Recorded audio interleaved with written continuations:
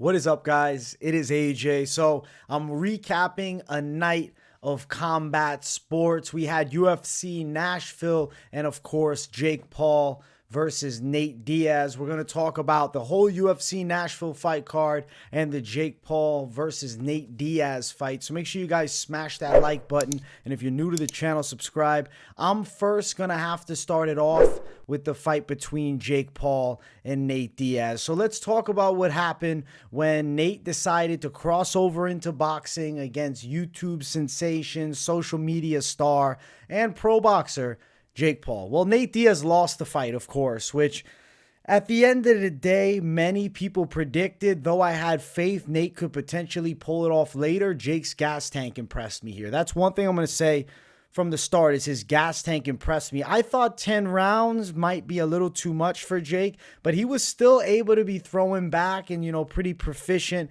with his boxing game in the later stages of the fight. Early on, first round, it looked like Jake Paul was going to knock out Nate Diaz in the first round because he was dropping hammers on Nate.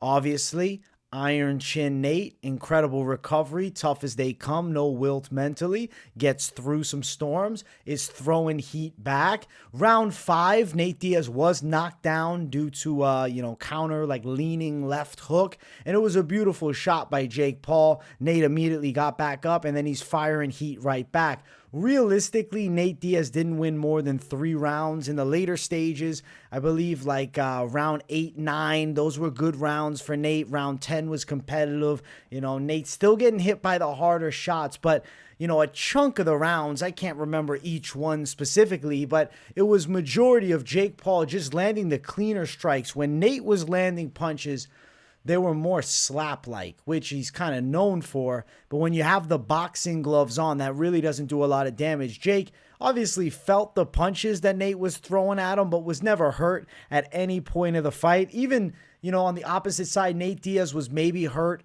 3 points in the fight. There was a couple big strikes by Jake that really Nate Diaz felt. But for a lot of the fight, it was clean shots that Jake's landing. Nate's rolling with them well. Nate's eating them, and he's firing back. But he doesn't have enough sting on his punches. So he loses a unanimous decision to Jake Paul, which was a deserving decision. Now Jake Paul's in an interesting spot. So what does he say right after the fight? He says, Nate Diaz, let's do it again in MMA. And, Nate jokingly grabbed the guillotine late in the fight and kind of said, yeah, I would have strangled you right here. So an MMA fight between these two, if Jake Paul is really serious about it, I do think does numbers and brings in big money for Nate Diaz. He said, though, it's got to be part of Real Fight Inc. He wants promotion with it, though they want to do it through the Professional Fighters League. Don't know the exact likelihood of that fight in MMA, just knowing that Nate might want to get back in the UFC. But to get one back over Jake Paul, strangle him in MMA, and then go on to, fighting back in the UFC is probably a better look as opposed to coming off of, a pretty clean loss to Jake Paul. But at the end of the day, we can all agree now that Jake Paul is a pretty real boxer, especially for these MMA fighters. Specifically Nate Diaz, who's a former lightweight. He fought this fight against Jake Paul at 185 pounds. So, the odds were not in Nate Diaz's favor betting-wise and just, every intangible and aspect of the fight put on him. Still, he's dog tough. He's throwing heat late. He shows that he doesn't wilt. And in a 20-round fight, I think Jake Paul gets TKO'd in the 15th. You see what I'm saying? But that's just not what's going to happen. 10 rounds. Jake Paul wins it on the cards, deservingly so. He also mentioned being interested in a Tommy Fury rematch, which that could potentially sell, assuming Fury gets past KSI. That's obviously a fight that a lot of people also want to see, is Jake Paul KSI. He got a huge payday against Nate Diaz. The boxing train continues for Jake Paul. The lone loss to Tommy Fury was not something anybody even really thought of in this fight here. It was a whole different matchup, and Jake Paul got another W against another solid MMA fighter who, is known for his hands. Regardless, though, Nate Diaz's submission game's off the charts. And if Jake wants to step into deep waters, the deep ocean, and try to do MMA, he's going to get strangled. Yeah. he's going to get strangled. I mean, he can throw big shots all he wants early. Nate gets a hold of him. I'm telling you, he's going to find the sub. There's levels to the game as far as Nate's jiu-jitsu goes. I see him strangling Jake. And I mean, on the feet with MMA gloves, it's not like Nate Diaz couldn't land cleaner shots and do more damage. Regardless, Jake Paul has no MMA experience. So 0-0 MMA fighter versus longtime MMA veteran Nate Diaz. Of course, Nate is going to have the upper hand. And they already went 10 rounds in boxing. Jake couldn't knock him out with just these. And now we're going to go to a game that has every aspect. Obviously, Nate Diaz would win. Who knows? Maybe they do it. Nick Diaz, after the fight, also said he's interested in fighting one of the Paul brothers. I think maybe him versus Logan Paul is something they'd look at. I don't know. Would Jake Paul fight Nick Diaz? I think he would take it for sure. It'd be big money. And I'll say this. I think Nick Diaz beats a Logan Paul in boxing. Jake's going to be hard to beat, man. I always will stand on this. Nick Diaz was still the better of the two brothers, Nick and Nate. It's just Nate had the Conor McGregor rub. But Nick Diaz was a legit Strikeforce champion of the world. And he was fucking up bad dudes on a regular basis. So I do think that a Nick Diaz does better in the boxing ring, potentially, than Nate. Assuming his head's with him, though. Because against Robbie Lawler, he seemed to fall apart up top. I'm interested in that. That was the Jake Paul versus Nate Diaz fight. Wanted to touch on that to start the video off. And then I wanted to now jump into the UFC Nashville card. We'll talk about each of the fights, starting with the main event, working our way down to the first fight. So let's start. Sandhagen versus Font.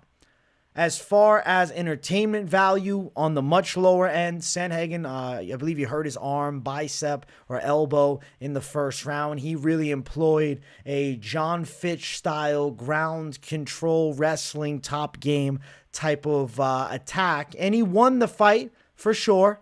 He definitely deserved the W. There was no questions. He dominated Rob Font. He exploited Rob Font.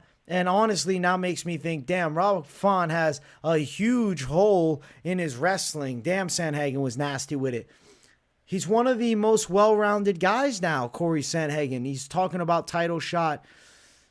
It wasn't an entertaining fight, but was the lack of entertainment value enough so to deter the UFC from giving him a title fight? That's something I'm asking myself. I don't know for sure. Him versus Aljo, 2. Interesting. Him versus O'Malley, more interesting. I don't think they're going to wait around for Umar Nurmagomedov again. Sandhagen wants the shot. He's on a good streak. He probably is the logical next step, but you never know with the UFC. For Rob Font, he's sent back a ways. This was a rough loss, and I do think that the wrestling in this fight just really looked atrocious. He was getting taken down on every attempt by Cory Sandhagen. 0 takedown defense by Rob Font. It was all Sandhagen winning every part of the fight, controlling from top, getting the W. Let's keep moving down the card. Co-main event was Tatiana Suarez and Jéssica Andrade guillotine choke. Listen, I think Tatiana Suarez showed she's an absolute monster on the ground.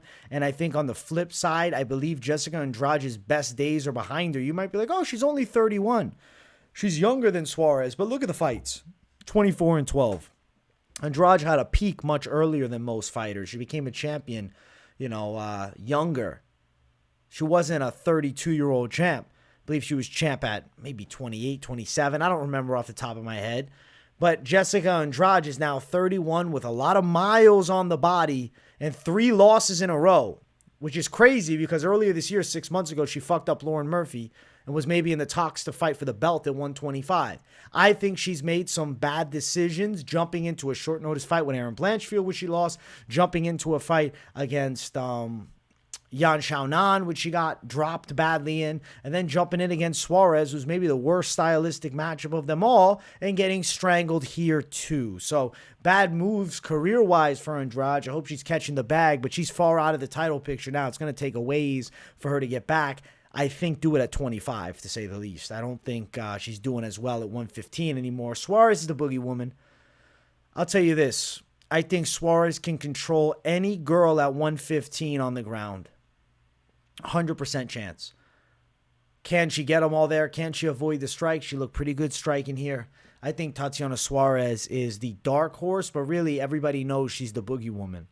Featured bout of the night, it was a quick knockout for Dustin Jacoby. He caught Kelly and Nzechukwu coming in with a straight shot, a little bit of ground and pound. People argued it was an early stoppage, time-wise early, but if you look at that knockout, and Nzechukwu's body language sucked. He's turtling. He's fully turtling like, yo, I'm good. He's not moving. He's just tight covering. He was in a spot where he was hoping to, be able to absorb a couple more shots maybe to the guard and then try to explode out. The referee jumped right on it. It was horrible body language. He looked like he was finished.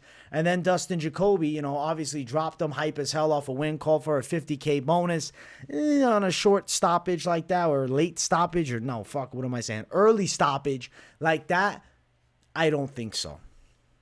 But still, Jacoby with a killer straight. He beamed Nzechukwu and killed the hype. But I've always felt like the Nzechukwu hype was bullshit. I picked Dustin Jacoby by knockout here. I felt like Nzechukwu was a guy who had been already knocked out before, always looks iffy, absolute, beast of a human being with his size, but someone with a good straight fucks with Nzechukwu, man. He got dropped and he got finished off. Clean win for Jacoby, regardless if he thought it was early or not. It was horrible body language by Nzechukwu. Fight before that, Diego Lopes killed Gavin Tucker. I predicted an early sub, and we got an early sub. I was hype as hell with the method of victory predictions for, honestly, the last 4 fights of the night. It was just perfection. But Diego Lopes here ran over Tucker. I mean, Tucker got on top of him, got in his ground, got in his guard, I should say, and he chose to go to the ground with him and was fucked from the start. It's because Diego Lopes is masterful with his submission skill set. Gavin Tucker had nothing for him on the ground. And also note that Gavin Tucker is 37 years of age, okay? So it's not like he's in his youth. He got his arm kind of dislocated, elbow. Diego Lopes gets him in the full armbar triangle, then switches it to mount, but Tucker had already tapped, so he got right off, and that elbow snapped a bit. It was brutal, and Diego Lopes is a legit submission ace at 145 pounds, and everybody should be worried about him right now because he made easy work of Gavin Tucker, who at one point was somebody that was considered a contender. Now I think his career is over, unfortunately, at 37. Next fight, Tanner Boser versus Aleksa Camur. Tanner Boser, more UFC experience, more fight experience. I mean, the chin of Camur is like round of applause worthy because he's eating bombs on his chin. Everything's landing. He's not blocking a punch. He's using his chin to block strikes, and damn, he's got a good fucking steel jaw. He's lucky because most guys would have went to bed. Camur has not made the adaptations to his technique to win at a higher level. Tanner Boser's not top tier, but he's pretty decent. I mean, he's 21-10 now with 1 draw. He's been in the UFC for a long while. He's been a heavyweight for a long while. Camur, 6-2, was out for a long time. I thought Boser would beat him, and I thought there was a chance of knockout, but maybe Camur's youth and athleticism keeping in it. That youth and athleticism kept him in it. His chin is real. But he just doesn't have the offensive tools to win against Tanner Boser, and he got touched up all night. He got backed up, controlled a bit, cracked with huge punches. Boser brought the heat to him and deserved the W. Prior to that, we had our main card opener, which was a big upset. Ignacio Bahamondes got fucked up by Ľudovít Klein. It was a one-sided fight where Klein was ripping him up on the feet with punches, taking him down at will. Holy shit. Ľudovít Klein just looked like a fucking madman in there. He looked like a future contender at 28. He made easy work of Ignacio Bahamondes, who's a prospect that gets talked about as like the future. This is the guy on the come up. Now, he's a lot young, or I guess not a lot, but 3 years younger than Ľudovít. Ľudovít looked way stronger, way more well-rounded, and he made easy work of Bahamondes. It was never a close fight. He was beaten to shit being Bahamondes, and Klein threw him around. The wrestling of Klein was like double thumbs up worthy. Like, holy shit. And the striking was on point. His boxing is crisp. He beat Ignacio Bahamondes' ass here. It wasn't a close fight at all. And it was a sick win for Ľudovít Klein in what was a massive upset. Before that was the featured prelim. Phillips versus Raoni Barcelos. Phillips dropped Barcelos in the fight, but ultimately couldn't get a stoppage of the OG vet. It was a clear win for the side of Phillips. He definitely deserved it. More multi-shot combos, faster strikes. Barcelos is 36 now at a weight class where when you're above 33, you slow down. It's obvious. Bro, if you're at 135 pounds at 36, you're not in your prime. Now, Barcelos is a skilled guy, and he's really tough, and he was able to sit in there and take a lot of big strikes from Kyler Phillips. But he got beaten cleanly here on the feet, even in grappling positions. Barcelos just wasn't able to even get this fight to the ground. Phillips ends up on top at moments. So Phillips put Barcelos in the matrix, man. Good win for Kyler Phillips. Before that fight, Carlston Harris, Jeremiah Wells, this was one of those what the hell moments.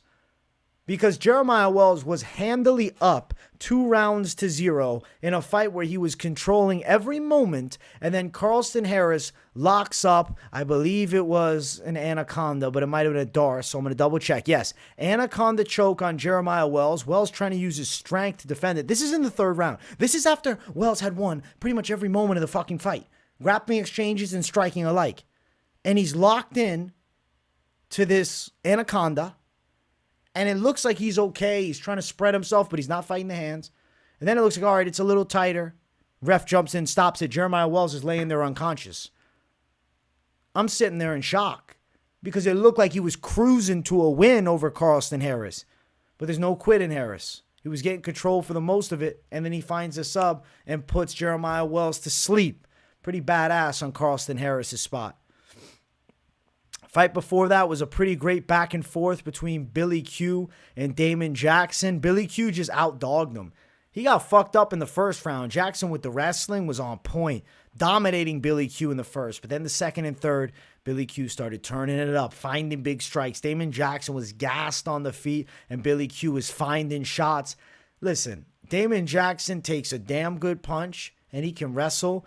Doesn't have a lot of power, and obviously, you need to be able to keep a guy like Billy Q off of you who's going to bring crazy pressure, and Q outdogged him. Billy Q outdogged him, and he deserved the win, so it was good work for Billy Q in that fight there. And then prior to that, Cody, Durden, Jake Hadley. I was pretty hyped because I had Durden as a dog, and Jake Hadley got controlled and out-wrestled for 2 out of the 3 rounds pretty much.